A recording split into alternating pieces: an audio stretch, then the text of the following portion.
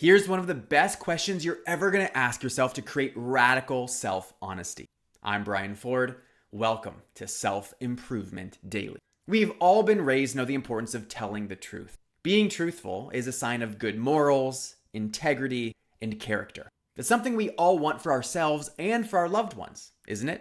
And that's precisely why it's so valued. Yet, many of us struggle to tell the truth. At one point or another, I imagine we all have lied, exaggerated, or misrepresented something about ourselves. I'm certainly in that camp. But don't consider that to mean that we're all horrible people. It's more a comment that it's hard to tell the truth, and how human it is to feel a pressure to portray yourself a certain way to others. Thinking through the factors that might cause someone to not tell the truth, perhaps someone is scared of what others might think of them if they had certain preferences or interests. Or perhaps they worry that they won't be taken seriously if they're truthful about their finances or level of success. Or perhaps they don't want to create conflict in a relationship they value and potentially damage it. No matter the form or expression, the common thread that explains all unwillingness to tell the truth is fear.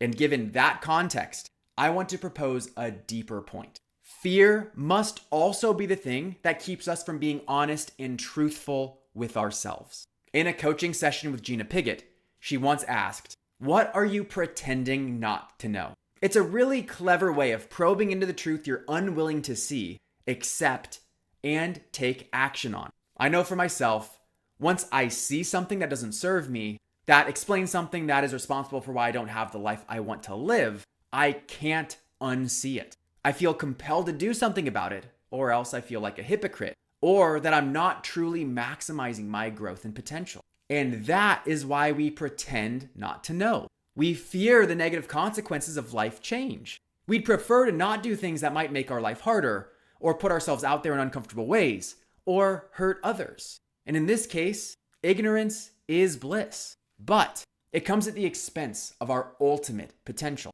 A technique I use to break through that layer of fear and uncomfortable commitment that comes with more awareness is to approach the issue in a lighter way. I use the word might. How might this client be bad for my business? Why might I be unhappy with my weight? Why might this volunteer role I'm in be a bad fit for me? Might invites curiosity before commitment, and it helps you see truth in ways you might have been unconsciously avoiding. Telling yourself the truth is just as hard as telling others the truth, but it's vital that you do it, or else you'll keep playing out unfortunate patterns in your life. I mean, you've heard it before.